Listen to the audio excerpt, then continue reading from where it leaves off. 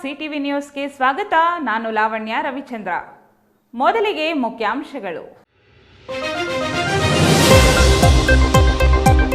ಪಕ್ಷಕ್ಕಾಗಿ ದುಡಿದವರಿಗೆ ನಿಗಮ ಮಂಡಳಿ ಸ್ಥಾನ ಆಯ್ಕೆ ಮಾಡಲಿರುವ ಸಿಎಂ ಡಿಸಿಎಂ. ಚಿಕ್ಕಬಳ್ಳಾಪುರ ಲೋಕಸಭೆಗೆ ಕಾಂಗ್ರೆಸ್ ಆಕಾಂಕ್ಷಿಗಳ ಪಟ್ಟಿ ಹೆಚ್ಚು, 100ಕ್ಕೆ 100 ಕಾಂಗ್ರೆಸ್ ಗೆಲುವು ಖಚಿತ. ಮಾಜಿ ಸಂಸದ ವೀರಪ್ಪ ಮೊಯ್ಲಿ ವಿರುದ್ಧ ಮಾನನಷ್ಟ ಮೊಕದ್ದಮೆ, ಗಾಣಿಗ ಸಮಾಜದ ರಾಷ್ಟ್ರೀಯ ಅಧ್ಯಕ್ಷರ ಮಾಹಿತಿ.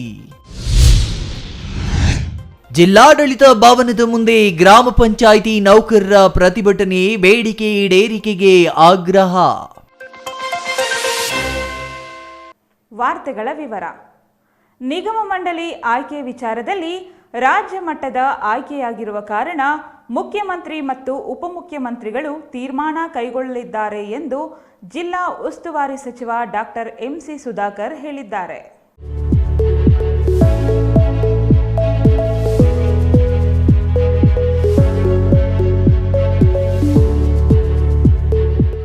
ಚಿಕ್ಕಬಳ್ಳಾಪುರ ಜಿಲ್ಲಾಡಳಿತ ಭವನದಲ್ಲಿ ಸುದ್ದಿಗಾರರೊಂದಿಗೆ ಮಾತನಾಡಿದ ಉಸ್ತುವಾರಿ ಸಚಿವ ಡಾಕ್ಟರ್ ಎಂಸಿ ಸುಧಾಕರ್, ಪಕ್ಷದಲ್ಲಿ ಸೇವೆ ಸಲ್ಲಿಸಿದವರಿಗೆ ನಿಗಮ ಮಂಡಳಿ ಸ್ಥಾನ ಸಿಗುವುದು.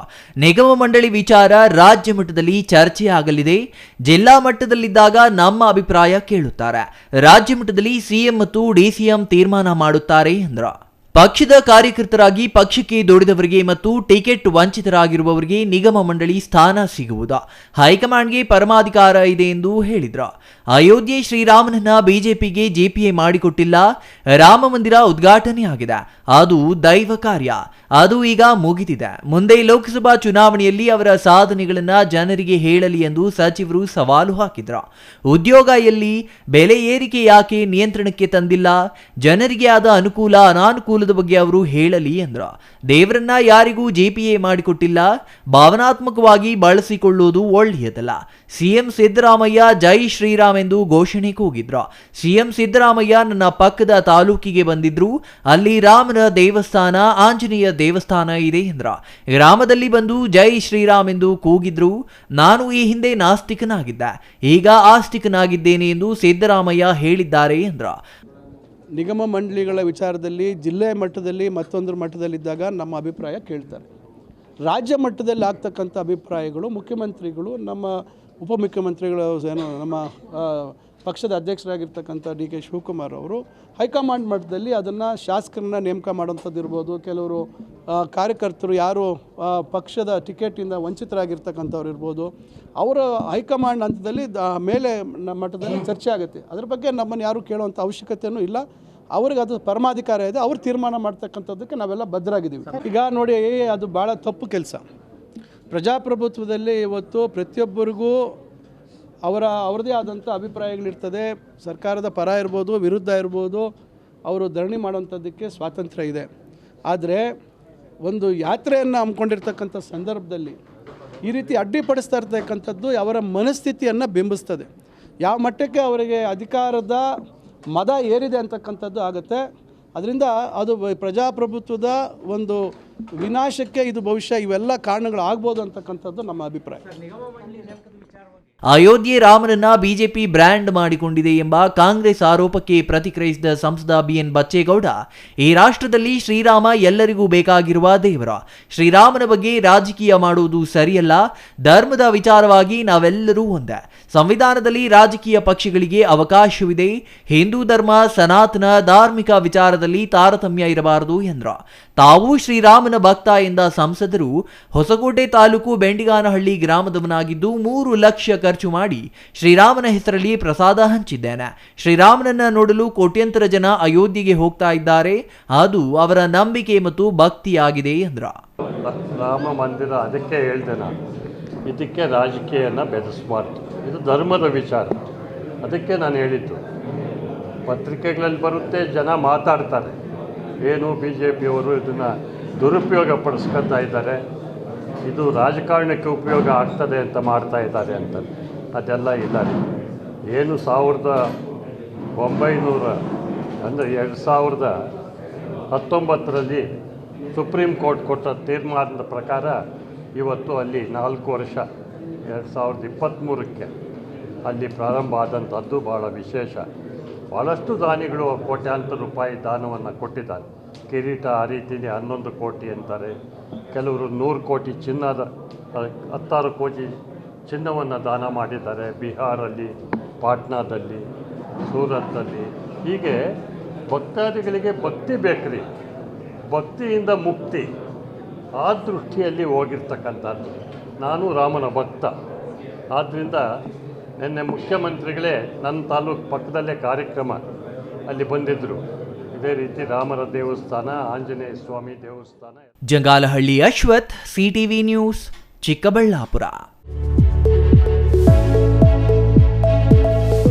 ಚಿಕ್ಕಬಳ್ಳಾಪುರ ಲೋಕಸಭಾ ಕ್ಷೇತ್ರದಲ್ಲಿ ಕಾಂಗ್ರೆಸ್ ಆಕಾಂಕ್ಷಿಗಳು ಹೆಚ್ಚಾಗಿದ್ದು, ಈ ಬಾರಿ ಕಾಂಗ್ರೆಸ್ ಅಭ್ಯರ್ಥಿ ಗೆಲ್ಲಲಿದೆ ಎಂದು ಚಿಕ್ಕಬಳ್ಳಾಪುರ ಜಿಲ್ಲಾ ಉಸ್ತುವಾರಿ ಸಚಿವ ಡಾಕ್ಟರ್ ಎಂಸಿ ಸುಧಾಕರ್ ವಿಶ್ವಾಸ ವ್ಯಕ್ತಪಡಿಸಿದರು. ಚಿಕ್ಕಬಳ್ಳಾಪುರ ಜಿಲ್ಲಾಡಳಿತ ಭವನದಲ್ಲಿ ಸುದ್ದಿಗಾರರೊಂದಿಗೆ ಮಾತನಾಡಿದ ಉಸ್ತುವಾರಿ ಸಚಿವ ಡಾಕ್ಟರ್ ಎಂಸಿ ಸುಧಾಕರ್, ಈ ಬಾರಿ ಕಾಂಗ್ರೆಸ್ ಗೆಲ್ಲುವ ವಿಶ್ವಾಸದಿಂದಲೇ ಆಕಾಂಕ್ಷಿಗಳ ಪಟ್ಟಿ ದೊಡ್ಡದಿದ್ದು, ಈ ಬಾರಿ ಚಿಕ್ಕಬಳ್ಳಾಪುರ ಲೋಕಸಭಾ ಕ್ಷೇತ್ರದಲ್ಲಿ ಕಾಂಗ್ರೆಸ್ ಅಭ್ಯರ್ಥಿ ಗೆಲ್ಲುವುದು 100ಕ್ಕೆ 100 ಸತ್ಯ ಎಂದರು. ಆಕಾಂಕ್ಷಿಗಳ ಪಟ್ಟಿಯಲ್ಲಿ ಮಾಜಿ ಸಂಸದ ವೀರಪ್ಪ ಮೊಯ್ಲಿ, ಮಾಜಿ ಶಾಸಕ NH ಶಿವಶಂಕರ್ ರೆಡ್ಡಿ, ಯುವ ಕಾಂಗ್ರೆಸ್ನ ರಕ್ಷಾ ರಾಮಯ್ಯ, ಹೊಸಕೋಟೆಯ ಕೆಂಚೇಗೌಡ ಸೇರಿದಂತೆ ಹಲವು ಆಕಾಂಕ್ಷಿಗಳ ಪಟ್ಟಿಯೇ ಇದೆ. ಯಾರೇ ಅಭ್ಯರ್ಥಿಯಾದರೂ ಒಗ್ಗಟ್ಟಿನಿಂದ ಶ್ರಮಿಸಿ ಪಕ್ಷದ ಅಭ್ಯರ್ಥಿಯನ್ನ ಗೆಲ್ಲಿಸುವುದಾಗಿ ವಿಶ್ವಾಸ ವ್ಯಕ್ತಪಡಿಸಿದರು. ಚಿಕ್ಕಬಳ್ಳಾಪುರ ಲೋಕಸಭಾ ಕ್ಷೇತ್ರಕ್ಕೆ ಭಾಳಷ್ಟು ಜನ ಇವತ್ತು ಆಕಾಂಕ್ಷಿಗಳಿದ್ದಾರೆ. ನಮ್ಮ ವೀರಪ್ಪ ಮೊಯ್ಲಿ ಅವರು ಹಿರಿಯರು, ಮಾಜಿ ಮಂತ್ರಿಗಳು, ಈ ಭಾಗದ 2 ಬಾರಿ ಲೋಕಸಭಾ ಸದಸ್ಯರಾಗಿದ್ದಂಥವರು. ಅವರು ಕೂಡ ನಾನು ಮತ್ತೆ ಸ್ಪರ್ಧೆ ಮಾಡ್ತೀನಿ ಅಂತಿದ್ದಾರೆ. ಇವತ್ತು ಹಿರಿಯರಾಗಿರ್ತಕ್ಕಂಥ ಮತ್ತೊಬ್ಬರು ನಮ್ಮ ಗೌರಿಬಿದನೂರಿನ ಶಿವಶಂಕರ್ ರೆಡ್ಡಿ ಅವರು ಕೂಡ ಅವಕಾಶ ಕೊಟ್ಟರೆ, ಪಕ್ಷ ಅವಕಾಶ ಕೊಟ್ಟರೆ ನಾನು ಸ್ಪರ್ಧೆ ಮಾಡ್ತೀನಿ ಅಂತಕ್ಕಂಥ ಅಭಿಪ್ರಾಯವನ್ನು ವ್ಯಕ್ತಪಡಿಸಿದ್ದಾರೆ. ಯುವ ಸ್ನೇಹಿತರು, ರಾಜ್ಯದ ಯುವ ಕಾಂಗ್ರೆಸ್ನ ಮಾಜಿ ಅಧ್ಯಕ್ಷರಾಗಿದ್ದಂಥ ರಕ್ಷಾ ರಾಮಯ್ಯನವರು ಅವರು ಕೂಡ ನಾನು ಸ್ಪರ್ಧಿ ಅಂತಕ್ಕಂಥ ಮಾತನ್ನು ಹೇಳಿದ್ದಾರೆ. ಮತ್ತೊಬ್ಬರು ಹೊಸಕೋಟೆಯ ಕೆಂಚೇಗೌಡರು ಕೇಳಿದ್ದಾರೆ. ಈ ರೀತಿ ಸುಮಾರು ಜನ ಇಷ್ಟು ಜನ ಇವತ್ತು ನಾವು ಸ್ಪರ್ಧೆ ಮಾಡಲಿಕ್ಕೆ ತಯಾರಿದ್ದೀವಿ ಅಂತಕ್ಕಂಥ ಅಭಿಪ್ರಾಯ ವ್ಯಕ್ತಪಡಿಸಿದ್ದಾರೆ. ಮೊನ್ನೆ ಎಲೆಕ್ಷನ್ನು ರಾಜ್ಯದ ಚುನಾವಣಾ ಸಮಿತಿ ಸಭೆಯಾಗಿದೆ. ಬಹುಶಃ ಅವರು ಅಲ್ಲಿ ಏನು ಚರ್ಚೆ ಆಯಿತು ಅಂತಕ್ಕಂಥ ಮಾಹಿತಿ ನನಗಿಲ್ಲ. ಆದರೆ ಒಟ್ಟಾರೆಯಾಗಿ ಇವತ್ತು ಒಳ್ಳೆ ಪ್ರಬಲವಾದಂಥ ಅಭ್ಯರ್ಥಿಗಳು ನಮ್ಮಲ್ಲಿದ್ದಾರೆ. ಖಂಡಿತ ಈ ಬಾರಿ ನಾವು ಲೋಕಸಭಾ ಚುನಾವಣೆಯಲ್ಲಿ ಕಾಂಗ್ರೆಸ್ ಪಕ್ಷ ಚಿಕ್ಕಬಳ್ಳಾಪುರ ಲೋಕಸಭಾ ಕ್ಷೇತ್ರದಲ್ಲಿ ಗೆಲ್ತಕ್ಕಂಥ ಒಂದು ನಂಬಿಕೆ, ವಿಶ್ವಾಸ ಇದೆ. ಖಂಡಿತ ಗೆಲ್ತೀವಿ ಅಂತಕ್ಕಂಥ ನಂಬಿಕೆ ಇದೆ. Jangalahalli Ashwath, CTV news, Chikkaballapur. ಅಯೋಧ್ಯೆ ರಾಮ ಮಂದಿರದಲ್ಲಿ ಪೂಜೆ ಮಾಡಿದವರು ನಿಜವಾದ ಬ್ರಾಹ್ಮಣರೇ ಆಗಿದ್ದರೆ ಪ್ರಧಾನಿ ನರೇಂದ್ರ ಮೋದಿ ಅವರನ್ನು ಗರ್ಭಗುಡಿಗೆ ಬಿಡಬಾರದಿತ್ತು ಎಂದು ಹೇಳಿರುವ ಬಗ್ಗೆ ಮಾನನಷ್ಟ ಮೊಕದ್ದಮೆ ದಾಖಲಿಸಲಾಗುವುದು ಎಂದು ಗಾಣಿಗ ಸಮುದಾಯದ ರಾಷ್ಟ್ರೀಯ ಅಧ್ಯಕ್ಷ ರಘುನಾಥ್ ಹೇಳಿದರು. ಚಿಕ್ಕಬಳ್ಳಾಪುರದ ಪತ್ರಕರ್ತರ ಭವನದಲ್ಲಿ ನಡೆದ ಸುದ್ದಿಗೋಷ್ಠಿಯಲ್ಲಿ ಮಾತನಾಡಿದ ಅವರು, ವೀರಪ್ಪ ಮೊಯ್ಲಿ ಅವರು ಮಾಜಿ ಕಾನೂನು ಸಚಿವರಾಗಿ ಗಾಣಿಗ ಮತ್ತು ಬ್ರಾಹ್ಮಣ ಸಮುದಾಯವನ್ನು ಹೀಯಾಳಿಸುವಂತೆ ಮಾತನಾಡಿರುವುದು ಖೇದಕರ ಎಂದರು. ಮೊಯ್ಲಿ ಅವರ ಈ ಹೇಳಿಕೆ ವಿಚಾರವಾಗಿ ಕಾನೂನು ತಜ್ಞರೊಂದಿಗೆ ಚರ್ಚೆ ಮಾಡಿ ಮಾನನಷ್ಟ ಮೊಕದ್ದಮೆ ಸಲ್ಲಿಸಲಿದ್ದು, ಮತ್ತೊಮ್ಮೆ ಇಂತಹ ಹೇಳಿಕೆ ನೀಡದಂತೆ ಕಾನೂನು ಹೋರಾಟ ಮಾಡುವುದಾಗಿ ರಘುನಾಥ್ ಹೇಳಿದರು. ಮಾಜಿ ಸಂಸದ ವೀರಪ್ಪ ಮೊಯ್ಲಿ ಅವರು ಪ್ರಧಾನಿ ನರೇಂದ್ರ ಮೋದಿ ಅವರ 11 ದಿನದ ಉಪವಾಸದ ಬಗ್ಗೆಯೂ ಟೀಕೆ ಮಾಡಿದ್ದು, ಅವರು ಉಪವಾಸ ಮಾಡಿರುವುದೇ ಅನುಮಾನ ಎಂದಿದ್ದಾರೆ. ಸನಾತನ ಧರ್ಮದಲ್ಲಿ ಯೋಗಿಗಳು, ಸಾಧುಗಳು 10, 100 ದಿನ ಉಪವಾಸ ಇರುವ ನಿದರ್ಶನಗಳಿದ್ದು, ಅದನ್ನು ಅರಿಯದ ಮೊಯ್ಲಿ ಅವರು ಇಂತಹ ಹೇಳಿಕೆ ನೀಡಿರುವುದು ವಿಪರ್ಯಾಸ ಎಂದರು. ಅವರು ಪಾಪ ಉಪವಾಸ ಮಾಡಿದ್ದಾರೆ ಅಂತೇಳಿ ಹೇಳ್ತಾರೆ. ಆದರೆ ನಾನು ಇವತ್ತು ಬೆಳಿಗ್ಗೆ ಡಾಕ್ಟರ್ ಹತ್ರ ವಾಕಿಂಗ್ ಮಾಡುವಾಗ ಒಬ್ಬ ಡಾಕ್ಟ್ರು ಬರ್ತಾರೆ ನಮ್ಮ ಜೊತೆ. ಅವರು ಹೇಳಿದರು, ಮನುಷ್ಯ ಬದುಕಲಿಕ್ಕೆ ಸಾಧ್ಯ ಇಲ್ಲ, ಹಾಗಾದರೆ ಬದುಕಿದರೆ ಏನು ಪವಾಡ? ಆದ್ದರಿಂದ ಎಷ್ಟರ ಮಟ್ಟಿಗೆ ಅದು ಆ ಉಪವಾಸ ಮಾಡಿದ್ದಾರೆ ಅದು ಡೌಟ್. ಸನ್ಮಾನ್ಯ ವೀರಪ್ಪ ಮೊಯ್ಲಿಯವರು ನಿನ್ನೆ ಒಂದು ಪ್ರೆಸ್ ಮೀಟಲ್ಲಿ ಹೇಳಿದರು, ನಿಜವಾದ ಬ್ರಾಹ್ಮಣರು ಮೋದಿಯವರಿಗೆ ರಾಮ ಮಂದಿರ ಒಳಗಡೆ ಬಿಟ್ಟಿದ್ದು ತಪ್ಪು. ಅಂದರೆ ನಿಜವಾದ ಬ್ರಾಹ್ಮಣ ಅಂದರೆ ಬ್ರಾಹ್ಮಣ ಸಮಾಜವನ್ನು ಅವಹೇಳನ ಮಾಡಿದ್ದಾರೆ. ಒಂದು ಹಿಂದುಳಿದ ವರ್ಗ ನಾಯಕ ವೀರಪ್ಪ ಮೊಯ್ಲಿ, ಮಾಜಿ ಮುಖ್ಯಮಂತ್ರಿಗಳು, ಈ ಕ್ಷೇತ್ರದಿಂದ 2 ಸಾರಿ MP ಆದವರು ಎಕ್ಸ್ ಮಿನಿಸ್ಟರ್ ಫಾರ್ ಸೆಂಟ್ರಲ್, ಮತ್ತು ಇವಾಗ ಎಲೆಕ್ಷನ್ಗಾಗಿ ಇಲ್ಲಿ ಬಂದಿದ್ದಾರೆ. 10 ವರ್ಷದಿಂದ ಪತ್ತೆ ಇರಲ್ಲ, ಇವಾಗ 3 ಎಲೆಕ್ಷನ್ಗಾಗಿ ಇಲ್ಲಿ ಓಡಾಡ್ತಾ ಇದ್ದಾರೆ. ಓಡಾಡಲಿ, ಅದ್ರ ಬಗ್ಗೆ ನಮ್ಮ ಸಮಸ್ಯೆ ಇಲ್ಲ. ಆದರೆ ಹಿಂದುಳಿದ ವರ್ಗ ನಾಯಕ ಇಡೀ ರಾಷ್ಟ್ರದಲ್ಲಿ ರಾಮ ರಾಮ ಜೈ ಶ್ರೀರಾಮ್ ಅಂತ ಹೇಳ್ತಾ ಇದ್ದಾಗ ಇವರು ಮೋದಿಯನ್ನು ಒಳಗಡೆ ಹೋಗಿ ಪ್ರತಿಷ್ಠಾಪನೆ ಮಾಡಿದ್ದು ತಪ್ಪು ಅಂತೇಳಿದ್ದಾರೆ. ಇದೊಂದು ಜಾತಿ ನಿಂದನೆಯ ಪ್ರಶ್ನೆ ಆಗಿದೆ. ಅದರಿಂದ ನಾವು ಕಾನೂನು ತಜ್ಞರ ಹೈಕೋರ್ಟು ವಕೀಲರ ಕಾನೂನು ತಜ್ಞರಿದ್ದಾರೆ, ಅವ್ರ ಹತ್ರ ಸಲಹೆ ಸೂಚನೆ ತಗೊಂಡು ಅದನ್ನು ಕಾನೂನು ರೀತಿ ಹೋರಾಟ ಮಾಡಬೇಕು ಅಂತ. ಹಿಂದುಳಿದ ಸಮಾಜಕ್ಕೂ ಅವಮಾನ ಆಗಿದೆ, ಜಾತಿ ನಿಂದನೆ ಆಗಿದೆ. ಬ್ರಾಹ್ಮಣರ ಸಮಾಜಕ್ಕೂ ಜಾತಿ ನಿಂದನೆ ಆಗಿದೆ, ಯಾಕಂದರೆ ನಿಜವಾದ ಬ್ರಾಹ್ಮಣ ಅಂತ ಹೇಳಿದ್ರು. ಸುದ್ದಿಗೋಷ್ಠಿಯಲ್ಲಿ ಗುಪ್ತಾ ಸೇರಿದಂತೆ ಇತರರು ಹಾಜರಿದ್ದರು. Jangalahalli Ashwath, CTV news, Chikkaballapur. ಆರೋಗ್ಯ, ಶಿಕ್ಷಣ ಮತ್ತು ಕನಿಷ್ಠ ಕೂಲಿ ನಿವೃತ್ತಿ ವೇತನ ಸೇರಿದಂತೆ ಹಲವು ಬೇಡಿಕೆಗಳ ಈಡೇರಿಕೆಗೆ ಒತ್ತಾಯಿಸಿ ಚಿಕ್ಕಬಳ್ಳಾಪುರ ಜಿಲ್ಲಾಧಿಕಾರಿಗಳ ಕಚೇರಿ ಮುಂದೆ ಗ್ರಾಮ ಪಂಚಾಯಿತಿ ನೌಕರರಿಂದ ಬೃಹತ್ ಪ್ರತಿಭಟನೆ ಹಮ್ಮಿಕೊಳ್ಳಲಾಗಿತ್ತು.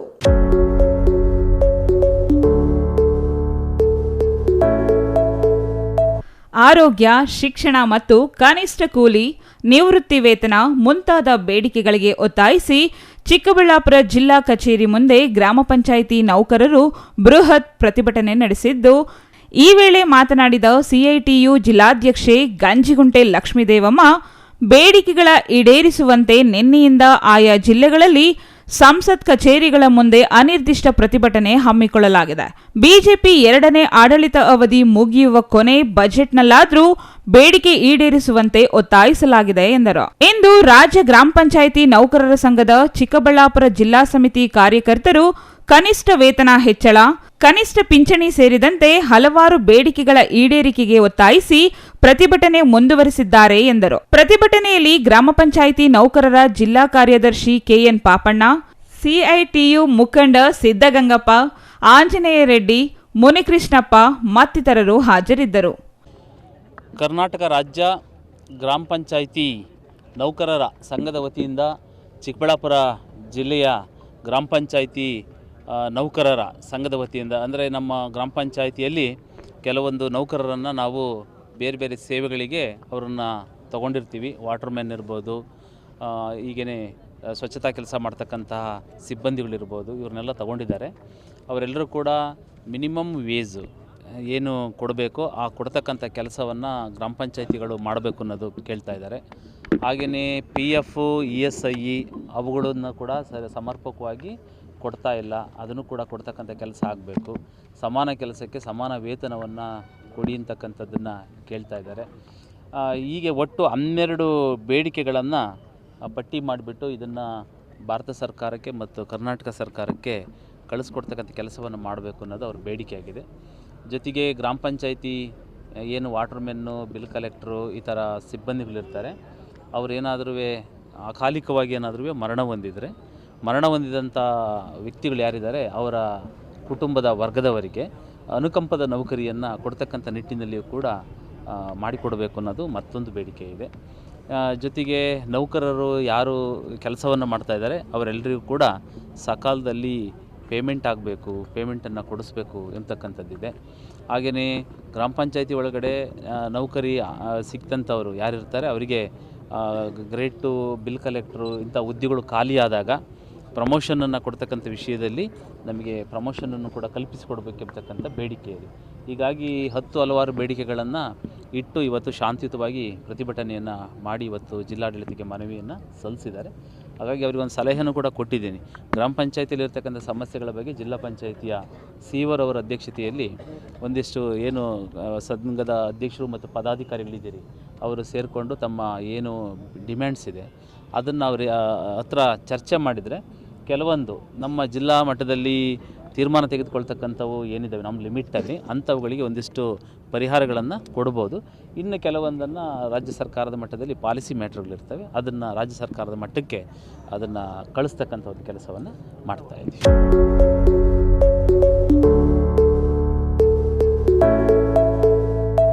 Jangalahalli Ashwath, CTV news, Chikkaballapur. ಇದೀಗ ಚಿಕ್ಕದೊಂದು ವಿರಾಮ. ವಿರಾಮದ ನಂತರ ಸಿಟಿವಿ ನ್ಯೂಸ್ ಮುಂದುವರಿಯುತ್ತದೆ.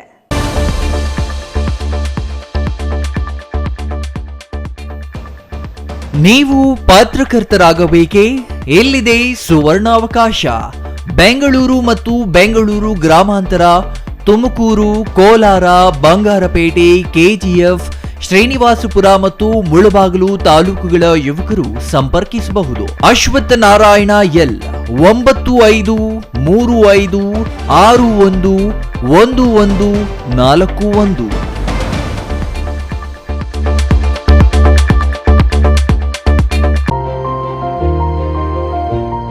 Jain mission hospital, Jain mission ಟ್ರಸ್ಟ್ನ ಲಾಭರಹಿತ ಉಪಕ್ರಮ, ಬಿಬಿ ರಸ್ತೆ, ಚಿಕ್ಕಬಳ್ಳಾಪುರ.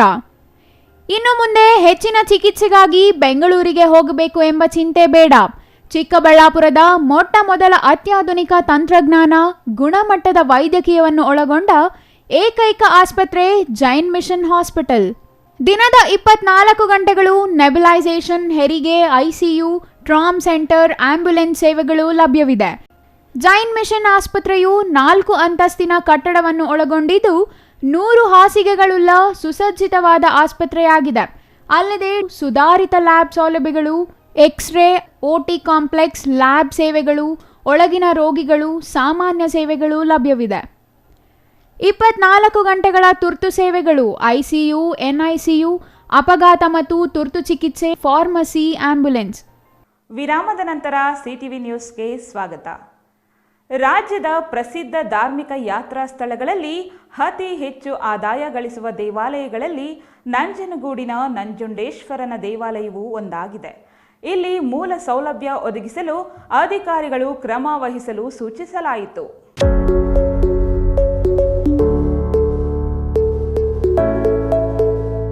ಶಾಸಕ ದರ್ಶನ್ ಧ್ರುವನಾರಾಯಣ್ ಇಂದು ನಂಜುಂಡೇಶ್ವರ ದೇವಾಲಯದ ದಾಸೋಹ ಭವನದ ಸಭಾಂಗಣದಲ್ಲಿ ಪರಿಶೀಲನಾ ಸಭೆಯಲ್ಲಿ ಮಾತನಾಡಿ, ಇಂತಹ ಪುಣ್ಯಕ್ಷೇತ್ರದಲ್ಲಿ ರಾಜ್ಯದ ವಿವಿಧ ಮೂಲೆಗಳಿಂದ ಆಗಮಿಸುವ ಭಕ್ತ ಸಮೂಹಕ್ಕೆ ಮೂಲ ಸೌಕರ್ಯಗಳ ಕೊರತೆ ಆಗದ ರೀತಿಯಲ್ಲಿ ಅಧಿಕಾರಿಗಳು ಕಾರ್ಯನಿರ್ವಹಿಸಬೇಕು. ದೇವಾಲಯದಲ್ಲಿ ಖಾಲಿ ಇರುವ ಹುದ್ದೆಗಳನ್ನು ಭರ್ತಿ ಮಾಡಬೇಕು. ಶೌಚಾಲಯ, ಶುದ್ಧ ಕುಡಿಯುವ ನೀರು ಕೊಠಡಿಗಳ ಸೌಲಭ್ಯ ಕಲ್ಪಿಸಿಕೊಡಬೇಕು ಎಂದರು. ದೇವಾಲಯದ ಹಣ ಅಭಿವೃದ್ಧಿಗೆ ಬಳಸಬೇಕು ಹೊರತು ದುರ್ಬಳಕೆ ಆಗಲು ಯಾವುದೇ ಕಾರಣಕ್ಕೂ ತಮ್ಮ ಅಧಿಕಾರಾವಧಿಯಲ್ಲಿ ಬಿಡುವುದಿಲ್ಲ ಎಂದು ಅಧಿಕಾರಿಗಳಿಗೆ ಎಚ್ಚರಿಕೆ ನೀಡಿದರು. ಭಕ್ತರು ಕಪಿಲಾ ನದಿಗೆ ಆಗಮಿಸುವಾಗ ಎಚ್ಚರಿಕೆಯಿಂದ ಇರಲು ನಾಮಫಲಕಗಳನ್ನು ಅಳವಡಿಸಬೇಕು. ಕಪಿಲಾ ನದಿಯ ಸುತ್ತಲೂ ವಾಚ್ಮನ್ಗಳನ್ನು ನಿಯೋಜಿಸಬೇಕು. ದೇವಾಲಯದ ಸುತ್ತ ಶುಚಿತ್ವದ ವಾತಾವರಣ ನಿರ್ಮಾಣ ಮಾಡಬೇಕು. ದೇವಾಲಯದ ಅಭಿವೃದ್ಧಿಗೆ ರಾಜ್ಯ ಸರ್ಕಾರದಿಂದ ಹೆಚ್ಚು ಅನುದಾನ ತಂದು ಇನ್ನಷ್ಟು ಅಭಿವೃದ್ಧಿಗೆ ಮುಂದಾಗುತ್ತೇವೆ ಎಂದರು. ತಾಲೂಕು ಮಟ್ಟದ ದೇವಾಲಯದ ಅಧಿಕಾರಿಗಳು ಮತ್ತು ಸಿಬ್ಬಂದಿ ಜವಾಬ್ದಾರಿಯುತವಾಗಿ ಕಾರ್ಯನಿರ್ವಹಿಸಬೇಕು. ಹಾಗೆಯೇ ಕಳೆದ ಬಾರಿ ದೇವಾಲಯದ ಮುಂಭಾಗದಲ್ಲಿ 75 ವಿಐಪಿ ಕೊಠಡಿ, ಡಾರ್ಮೆಟರಿ ಕಟ್ಟಡ ನಿರ್ಮಾಣದ ಹೆಸರಿನಲ್ಲಿ 100 ಕೋಟಿ ಹಣ ಮೀಸಲಿಡಲಾಗಿದೆ. ಅದರ ಬಗ್ಗೆ ಒತ್ತು ನೀಡಲು ದೇವಾಲಯದ ಮುಂಭಾಗದಲ್ಲಿ ಹೆಚ್ಚು ಸ್ಥಳಾವಕಾಶ ಇಲ್ಲ. ಇರುವ ಕೊಠಡಿ ಮತ್ತು ಡಾರ್ಮೆಟರಿಗಳನ್ನು ಅಭಿವೃದ್ಧಿಪಡಿಸಿ ಭಕ್ತಾದಿಗಳಿಗೆ ನೀಡಲಾಗುವುದು ಎಂದರು. ಜೊತೆಗೆ ಈಗ ಅಲ್ಲಿ ನಮ್ಮ ಕಪಿಲಾ ನದಿ ತೀರದಲ್ಲಿ ಒಂದು ಸುತ್ತುವಳಿ ಮಾಡಿದರೆ, ಒಂದು ಚೆಕ್ ಡ್ಯಾಮ್ ಥರ ನಿರ್ಮಾಣವನ್ನು ಮಾಡಿ ಅಲ್ಲಿ ಒಂದು ಇಂಟಿಗ್ರೇಟೆಡ್ ಸಿಸ್ಟಮ್ ಆಗಬೇಕಾಗಿದೆ. ನಮಗೆ ಪೆಟ್ರೋಲ್ ಡೀಸೆಲ್ ಇರೋದ್ರಿಂದ ಒಳ್ಳೆ ಇಂಟಿಗ್ರೇಟೆಡ್ ಪ್ರಾಜೆಕ್ಟ್ ಆಗಬೇಕಾಗಿದೆ. ಅದಕ್ಕೂ ಕೂಡ ಈಗ ಮಾನ್ಯ deputy chief D K Shivakumar sir ಕೂಡ ಮಾತನಾಡಿದ್ದಾರೆ. ಅದು ಎಸ್ಟಿಮೇಟ್ ಕೂಡ ರೆಡಿ ಇದೆ. ಅಲ್ಲಿ ಏನು ನದಿ ಹರಿತಿದೆ ಆ ವೇಗವನ್ನು ನಾವು ತಡೆಗಟ್ಟಿ ನಮ್ಮ ಭಕ್ತಾದಿಗಳು ಅಲ್ಲಿ ಸುಗಮವಾಗಿ ಸ್ನಾನ ಮಾಡಿ ಹೊರಬರೋದಕ್ಕೆ ಅವಕಾಶವನ್ನು ಮಾಡ್ತೀವಿ. ಯಾವ ರೀತಿ ನಾವು ಚಿಂತನೆಯನ್ನು ಈಗಾಗಲೇ ಮಾಡಿದರೆ ಪ್ರಾಜೆಕ್ಟ್ ಕೂಡ ಎಸ್ಟಿಮೇಟ್ ಮಾಡಿಸಿದ್ದೇವೆ. ಇದೊಂದು ಮಾಡೆಲ್ ಪ್ರಾಜೆಕ್ಟ್ ಆಗಲಿದೆ. ಅದರಿಂದ ಈ ಒಂದು ಪ್ರಾಜೆಕ್ಟ್ ಕೂಡ ನಾವು ಕೈ ಇಟ್ಕೊಳ್ತಾ. ಜೊತೆಗೆ ಈಗ ದೇವಸ್ಥಾನದಲ್ಲಿರುವಂತಹ ಮಳಿಗೆಗಳು ಅದು ಎಷ್ಟು ಖಾಲಿ ಇದೆ, ಎಷ್ಟು ಪೂರ್ಣ ಇದೆ, ಎಷ್ಟು ಫಂಕ್ಷನಿಂಗಲ್ಲಿದೆ ಅನ್ನೋದನ್ನ ಈ ದಿವಸ ನಾವು ರಿವ್ಯೂವನ್ನು ಮಾಡಿದ್ದೇವೆ. ಯಾವುದೂ ಫಂಕ್ಷನಿಂಗಲ್ಲಿ ಇಲ್ಲ. ಸುಮಾರು 8 ಮಳಿಗೆಗಳು ಫಂಕ್ಷನಿಂಗಲ್ಲಿಲ್ಲ. ಅದ್ರ ವಿರುದ್ಧ PPA ಕಾಯ್ದೆಯಡಿ ಪ್ರಕರಣವನ್ನು ದಾಖಲಿಸಿ ಅದು ಪ್ರೊಸೀಡಿಂಗ್ ನಡೀತಾ ಇದೆ. ಸಭೆಯಲ್ಲಿ ಮಾಜಿ ಶಾಸಕ ಕಳಲೆ ಕೇಶವಮೂರ್ತಿ, ದೇವಾಲಯದ ಕಾರ್ಯನಿರ್ವಾಹಕ ಅಧಿಕಾರಿ ಜಗದೀಶ್, ನಗರಸಭಾ ಅಧಿಕಾರಿಗಳು ಮತ್ತು ವಿವಿಧ ಇಲಾಖೆಗಳ ಅಧಿಕಾರಿಗಳು ಹಾಜರಿದ್ದರು. Kumar, CTV news, Nanjangud.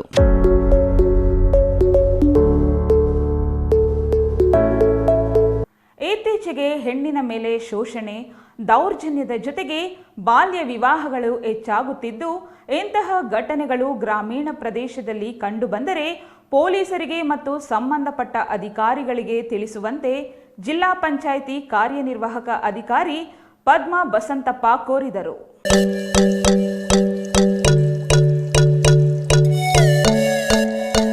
ಜಿಲ್ಲಾ ಪಂಚಾಯಿತಿಯಿಂದ ಕುಂದುಕೊರತೆ ಸಭೆ ಮತ್ತು ವಿಶ್ವ ಹೆಣ್ಣು ಮಕ್ಕಳ ದಿನಾಚರಣೆಯನ್ನು ಮಾಸ್ತಿ ಗ್ರಾಮದ ಗ್ರಾಮ ಪಂಚಾಯಿತಿ ಆವರಣದಲ್ಲಿ ಹಮ್ಮಿಕೊಂಡಿದ್ದು, ಕಾರ್ಯಕ್ರಮಕ್ಕೆ ಜಿಲ್ಲಾ ಕಾರ್ಯನಿರ್ವಾಹಕ ಅಧಿಕಾರಿ ಚಾಲನೆ ನೀಡಿ ಮಾತನಾಡಿದರು. ಇತ್ತೀಚೆಗೆ ಬಾಲ್ಯ ವಿವಾಹಗಳು ಮತ್ತು ಹೆಣ್ಣಿನ ಮೇಲೆ ದೌರ್ಜನ್ಯಗಳು ಹೆಚ್ಚುತ್ತಿವೆ.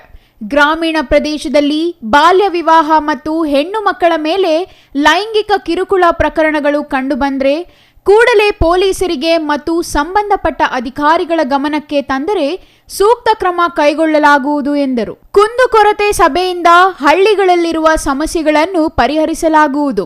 ತಾಲೂಕು ಮಟ್ಟದ ಅಧಿಕಾರಿಗಳು ಸರ್ಕಾರದ ಯೋಜನೆಗಳು ಬಡವರಿಗೆ ತಲುಪಿಸಲು ಜವಾಬ್ದಾರಿ ತೆಗೆದುಕೊಳ್ಳಬೇಕು. ಕಚೇರಿಗೆ ಬರುವ ಸಾರ್ವಜನಿಕರಿಗೆ ತಕ್ಷಣ ಸ್ಪಂದಿಸಿ ಕೆಲಸಗಳನ್ನು ಮಾಡಿಕೊಡಬೇಕು. ಅಲೆದಾಡಿಸುವುದನ್ನು ತಪ್ಪಿಸುವ ಉದ್ದೇಶದಿಂದ ತಾಲೂಕು ಮಟ್ಟ ಹಾಗೂ ಹೋಬಳಿಯ ಮಟ್ಟದಲ್ಲಿ ಕುಂದುಕೊರತೆಗಳ ಸಭೆಯ ಉದ್ದೇಶವಾಗಿದೆ ಎಂದು ತಿಳಿಸಿದರು. ಅತಿ ಹೆಚ್ಚಾಗಿ ನಾವು ತಿಳುವಳಿಕೆ ಹೇಳಬೇಕಾದಂತಹ ವಿಷಯ. ಅದರ ಜೊತೆಗೆ ಶಾಲೆಯಲ್ಲಿ ಏನಾದರೂ ಸರಿಯಾದ ರೀತಿಯಲ್ಲಿ ಮಕ್ಕಳನ್ನ ನೋಡ್ಕೋತಾ ಇಲ್ಲ, ತೊಂದರೆಗಳಾಗ್ತಾ ಇದೆ ಅನ್ನೋದಾದ್ರೆ ಅಂಥ ವಿಷಯಗಳನ್ನು ನೀವು ಹೇಳ್ಬೋದು. ಇದು ಟೋಲ್ ಫ್ರೀ ನಂಬರ್, ಅಂದರೆ ಅದಕ್ಕೇನು ದುಡ್ಡು ಕಟ್ಟಾಗೋದಿಲ್ಲ. ಮತ್ತೆ ನಿಮ್ಮ ವಿಷಯ, ನೀವು ಯಾರು, ಯಾವ ಶಾಲೆ, ಇಂಥದ್ದು ಯಾವುದೋ ಮಾಹಿತಿ ಆಗಲಿ, ಯಾವ ಗ್ರಾಮದವರು ಅಂತ ಯಾರು ಕೇಳೋದಿಲ್ಲ. ಸೊ ನೀವು ಫೋನ್ ಮಾಡಿ ಏನು ವಿಷಯ ಹೇಳಬೇಕು ಅಂತ ಫೋನ್ ಮಾಡಿರ್ತೀರ, ಆ ವಿಷಯ ಮಾತ್ರ ಅವರು ರೆಕಾರ್ಡ್ ಮಾಡಿಕೊಂಡು ನಮ್ಮ ಆಫೀಸರ್ಸ್ ಅದನ್ನು ಕಳಿಸ್ಕೊಡ್ತಾರೆ. ನಮ್ಮ ಆಫೀಸರ್ಸ್ ಬಂದು ಅದನ್ನು ಫೀಲ್ಡಲ್ಲಿ ವೆರಿಫೈ ಮಾಡಿ ನಿಜ ಇದ್ದರೆ ಆ್ಯಕ್ಷನ್, ಏನು ಕಾನೂನಿನ ಪ್ರಕಾರ ಆ್ಯಕ್ಷನ್ ಆಗಬೇಕು ಆ ಥರದ ಆ್ಯಕ್ಷನ್ ತಗೋತಾರೆ. ಹಾಗಾಗಿ ಇರುವಂಥ ಮಕ್ಕಳು ಅದ್ರ ಬಗ್ಗೆ ತಿಳ್ಕೋಬೇಕು. ಮತ್ತು ಎಲ್ಲೇ ನಿಮ್ಮ ಗ್ರಾಮಗಳಲ್ಲಿ, ನಿಮ್ಮ ಅಕ್ಕಪಕ್ಕದಲ್ಲಿ ಡೊಮೆಸ್ಟಿಕ್ ವೈಲೆನ್ಸ್ ಅಂದರೆ ಗಂಡ ಹೆಂಡತಿ ಹೊಡೆಯೋದು, ಜಗಳ ಆಡೋದು, ಆ ಥರದ್ದು ಏನಾದ್ರು ಆಗ್ತಾ ಇದ್ರೆ ಆ ವಿಷಯನೂ ನೀವು ನಮಗೆ ಹೇಳ್ಬೋದು. ಮಕ್ಕಳಿಗಾಗಿ ಇದು ಟೋಲ್ ಫ್ರೀ ನಂಬರ್ ಇರೋ ಕಾರಣ ಮಕ್ಕಳಿಗಿರುವಂಥ ಸಮಸ್ಯೆಗಳು ಶಾಲೆಯಲ್ಲಿ ಅವ್ರ ಸುತ್ತಮುತ್ತ ಏನಾದ್ರು ತೊಂದರೆಗಳಾಗ್ತಾ ಇದೆ ಅಂದಾಗ ಹೇಳಬೇಕು. ಮತ್ತು ನಿಮ್ಮ ಅಕ್ಕಪಕ್ಕದಲ್ಲಿರುವಂಥ ಯಾರಾದರೂ ಬಾಲಕಿಯರು 18 ವರ್ಷ ಒಳಗಿರೋರ್ನ ಮದುವೆ ಮಾಡ್ತಿದ್ದಾರೆ ಅಂದರೆ ಆ ವಿಷಯನೂ ನೀವು ಆ ನಂಬರ್ಗೆ ಫೋನ್ ಮಾಡಿ ತಿಳಿಸ್ಬೇಕಾಗುತ್ತೆ. ಅದು ನಿಮ್ಮ ಕರ್ತವ್ಯ. ಇನ್ನು ಈ ಸಂದರ್ಭದಲ್ಲಿ taluk panchayat EO Krishnappa, BEO Chandrakala, PDO Byrareddy, ಗ್ರಾಮ ಪಂಚಾಯಿತಿ ಅಧ್ಯಕ್ಷೆ ಲಕ್ಷ್ಮಮ್ಮ ಆಂಜನಪ್ಪ, ಉಪಾಧ್ಯಕ್ಷೆ ಡಾಕ್ಟರ್ ಎಂವಿ ಚೇತನ್ ಹಾಜರಿದ್ದರು. MP Prakash, CTV news, Malur.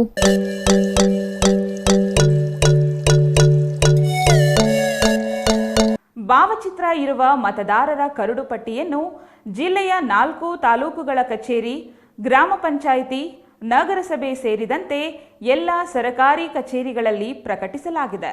ಅಲ್ಲದೆ ಎಲ್ಲ ರಾಜಕೀಯ ಪಕ್ಷಗಳಿಗೂ ಉಚಿತವಾಗಿ 1 ಪ್ರತಿ ನೀಡಲಾಗಿದೆ ಎಂದು ಉಪವಿಭಾಗಾಧಿಕಾರಿ ಶ್ರೀನಿವಾಸ್ ತಿಳಿಸಿದರು.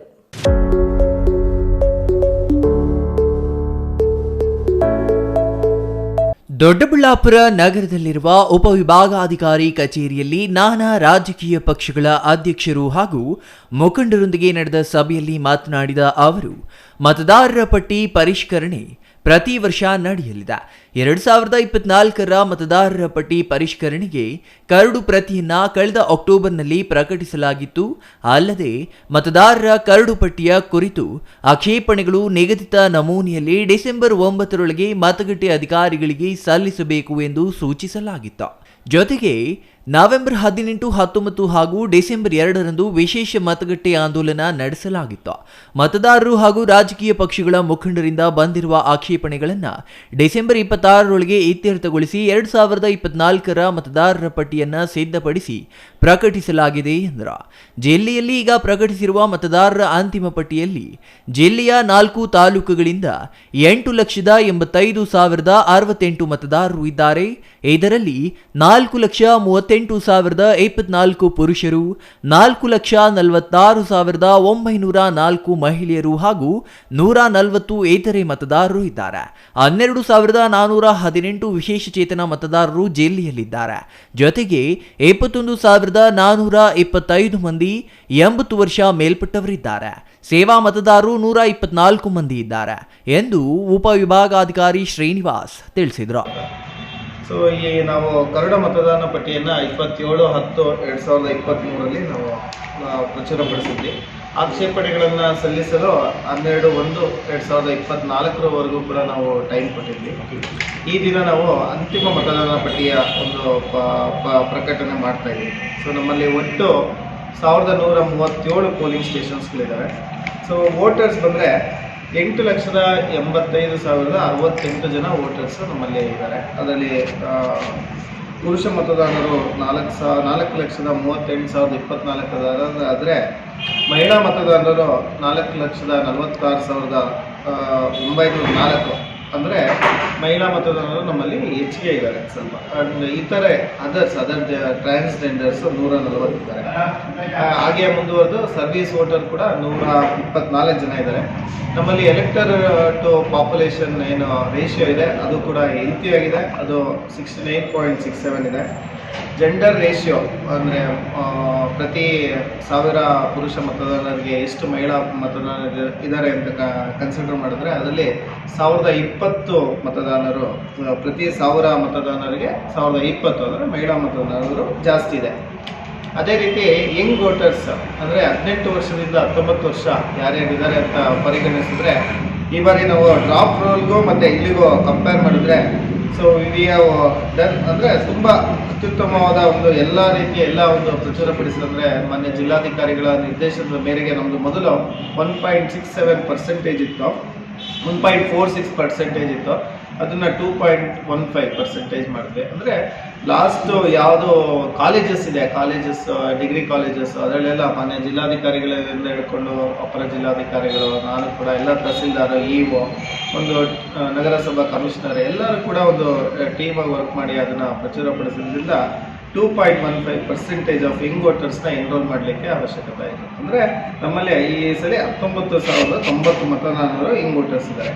ಹಾಗೆ ಮುಂದುವರೆದು PWD ಅಂದರೆ ಅಂಗವಿಕಲ ಮತದಾರರು 12,418 ಇದ್ದಾರೆ. ಮತ್ತು 80 ವೋಟರ್ಸು ಕೂಡ 80+ ವೋಟರ್ಸು 21,425 ಇದೆ. ಅಂದರೆ ಅದು ಕಳೆದ ಎಲೆಕ್ಷನ್ ಏನು ಗೈಡ್ಲೈನ್ಸ್ ಇತ್ತು PWD ವೋಟರು ಮತ್ತು 80+ ವೋಟರ್ಗೆ ನಾವು ಪೋಸ್ಟಲ್ ಬ್ಯಾಲೆಟ್ ಕೊಡುವ ಮುಖಾಂತರ ಅವರ ಮನೆಗೆ ಹೋಗಿ ಮತದಾನವನ್ನು ಮಾಡಿದ್ವಿ.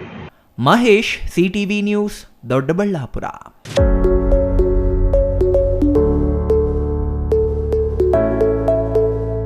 ದೊಡ್ಡಬಳ್ಳಾಪುರ ತಾಲೂಕಿನ ಕಸಬಾ ಹೋಬಳಿಯ ವಿವಿಧ ಗ್ರಾಮಗಳ ಭೂಸ್ವಾಧೀನ ಪ್ರಕ್ರಿಯೆ ವಿಚಾರವಾಗಿ ಅವೈಜ್ಞಾನಿಕ ಬೆಲೆ ನಿಗದಿ ಹಾಗೂ ಅಧಿಕಾರಿಗಳ ರೈತ ವಿರೋಧಿ ಧೋರಣೆ ವಿರುದ್ಧ ಆಕ್ರೋಶ ತಾರಕಕ್ಕೇರಿದೆ. ಕೊನಘಟ್ಟ, ಕೋಡಿಹಳ್ಳಿ, ನಾಗದೇನಹಳ್ಳಿ ಮತ್ತು ಆದಿನಾರಾಯಣ ಹೊಸಹಳ್ಳಿ ಗ್ರಾಮಗಳ ರೈತರು ಆರಂಭಿಸಿರುವ ಅನಿರ್ದಿಷ್ಟಾವಧಿ ಧರಣಿ 9ನೇ ದಿನಕ್ಕೆ ಕಾಲಿಟ್ಟಿದ್ದು, ಇಂದು ಸ್ಥಳಕ್ಕೆ ದೊಡ್ಡಬಳ್ಳಾಪುರ ಉಪವಿಭಾಗಾಧಿಕಾರಿ ಶ್ರೀನಿವಾಸ್ ಭೇಟಿ ನೀಡಿ ಪ್ರತಿಭಟನಾಕಾರರಿಂದ ಮನವಿ ಸ್ವೀಕರಿಸಿದರು.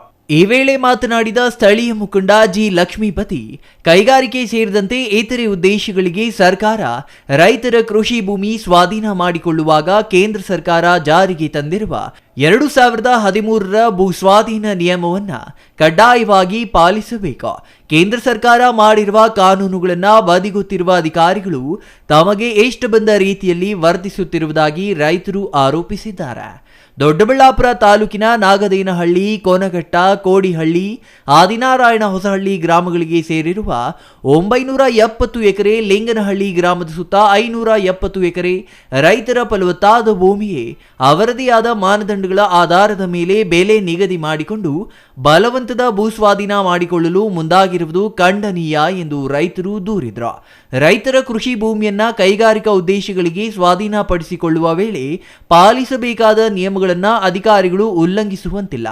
ರೈತರ ಹಕ್ಕುತ್ತಾಯವಾದ 4 ಪಟ್ಟು ಹೆಚ್ಚು ದರ ನಿಗದಿ ಮಾಡದೆ ಭೂಮಿ ಕೊಡುವುದಿಲ್ಲ. ತಾಲೂಕಿನ ಅಭಿವೃದ್ಧಿಗೆ ಕೈಗಾರಿಕೆಗಳ ಸ್ಥಾಪನೆ ಮುಖ್ಯ. ಆದರೆ ರೈತರ ಭೂಮಿಗೆ ಸರ್ಕಾರ ರೂಪಿಸಿರುವ ಕಾನೂನುಗಳನ್ನೇ ಗಾಳಿಗೆ ತೂರಿರುವ ಅಧಿಕಾರಿಗಳು ವೈಜ್ಞಾನಿಕ ಬೆಲೆ ನೀಡದೆ ತಮಗಿಷ್ಟ ಬಂದ ರೀತಿಯಲ್ಲಿ ವರ್ತಿಸುತ್ತಿದ್ದಾರೆ. ರೈತರ ಕೃಷಿ ಭೂಮಿಗೆ ಸೂಕ್ತ ಬೆಲೆ ನಿಗದಿಪಡಿಸುವಂತೆ ಆಗ್ರಹಿಸಲಾಗುತ್ತಿದೆ ಎಂದು ವಿವರಿಸಿದರು. ಕೆಐಎಡಿಬಿ ಅಧಿಕಾರಿಗಳಿಗೆ ಈ ಸಂಬಂಧ ಜನವರಿ 26ರೊಳಗೆ ಸೂಕ್ತ ನಿರ್ಧಾರ ಕೈಗೊಳ್ಳಲು ಗಡುವು ನೀಡಲಾಗಿದೆ. ತಪ್ಪಿದಲ್ಲಿ ಹೋರಾಟದ ಸ್ವರೂಪ ಬದಲಾವಣೆಯಾಗಲಿದೆ.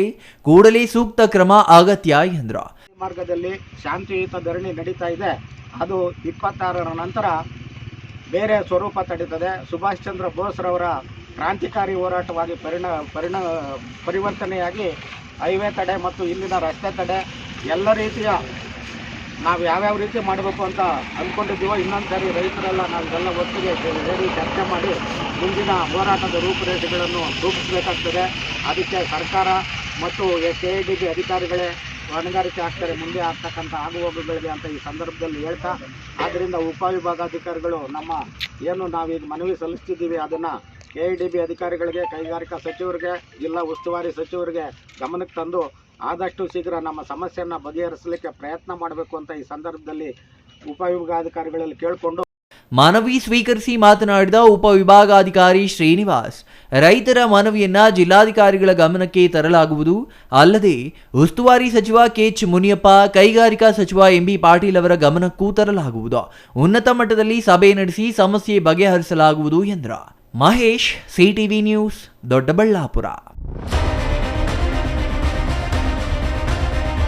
ಸ್ವಚ್ಛತೆ ಕಾಪಾಡಿ ನಿಮ್ಮ ಆರೋಗ್ಯ ಕಾಪಾಡಿಕೊಳ್ಳಲು ನಗರಸಭೆಯೊಂದಿಗೆ ನಾಗರಿಕರು ಕೈ ಜೋಡಿಸಿದಾಗ ಮಾತ್ರ ಸಾಧ್ಯ ಎಂದು ಯೋಜನಾ ನಿರ್ದೇಶಕ ಸಂತೋಷ್ ಕುಮಾರ್ ತಿಳಿಸಿದರು.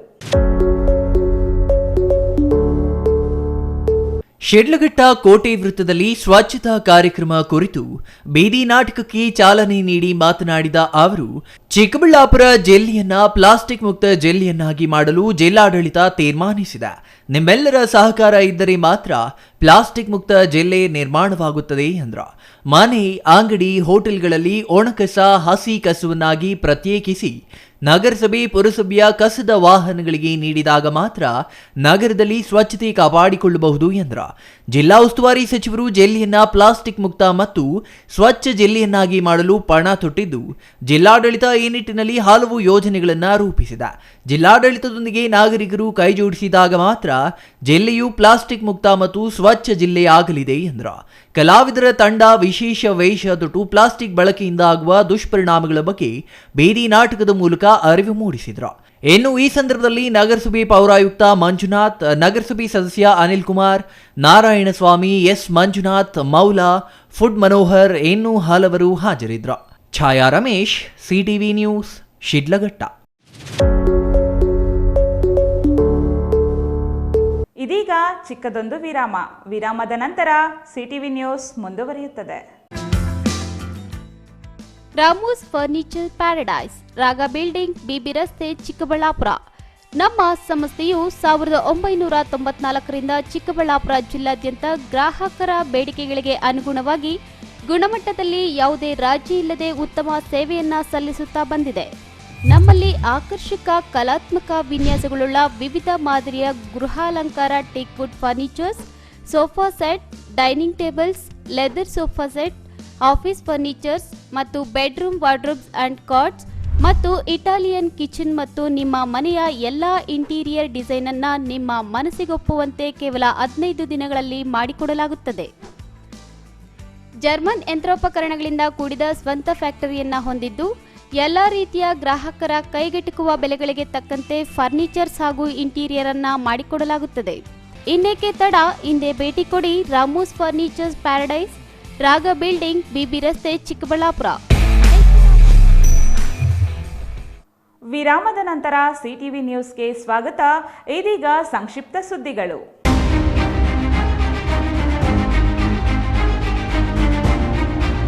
ಕಲಬುರಗಿಯಲ್ಲಿ ಅಂಬೇಡ್ಕರ್ ಪ್ರತಿಮೆಗೆ ಅವಮಾನ ಮಾಡಿರುವುದನ್ನು ಖಂಡಿಸಿ ಬೀದರ್ ನಗರದಲ್ಲಿ ದಲಿತ ಪರ ಸಂಘಟನೆ ಕಾರ್ಯಕರ್ತರು ರಸ್ತೆ ತಡೆದು ಪ್ರತಿಭಟನೆ ನಡೆಸಿದ್ರು. ಜಿಲ್ಲಾಧಿಕಾರಿ ಕಚೇರಿ ಎದುರು ಧರಣಿ ಕುಳಿತ ಕಾರ್ಯಕರ್ತರು ರಸ್ತೆ ಮಧ್ಯೆ ಟೈರ್ ಬೆಂಕಿ ಹಚ್ಚಿ ಆಕ್ರೋಶ ವ್ಯಕ್ತಪಡಿಸಿದ್ರು. ಅವಮಾನ ಮಾಡಿದ ಕಿಡಿಗೇಡಿಗಳನ್ನು ಬಂಧಿಸಿ ಕಠಿಣ ಶಿಕ್ಷೆ ನೀಡುವಂತೆ ಒತ್ತಾಯಿಸಲಾಯಿತು. ತಪ್ಪಿತಸ್ಥರ ವಿರುದ್ಧ ಕಠಿಣ ಕ್ರಮ ಕೈಗೊಳ್ಳುವಂತೆ ಜಿಲ್ಲಾಧಿಕಾರಿಗಳಿಗೆ ಮನವಿ ಸಲ್ಲಿಸಲಾಯಿತು.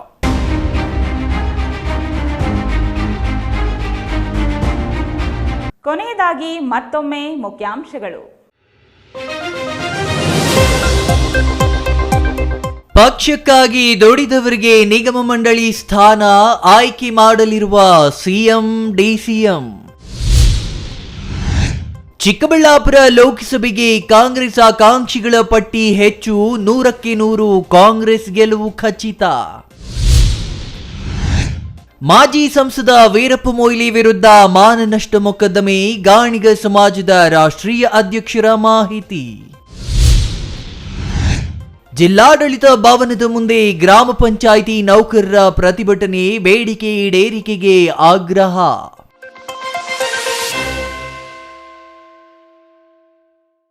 ಇದಿಷ್ಟು ಈ ದಿನದ ಸುದ್ದಿ. ನೋಡ್ತಾ ಇರಿ ಸಿಟಿವಿ ನ್ಯೂಸ್, ಇದು ನಿಮ್ಮ ಜೊತೆಗಾರ.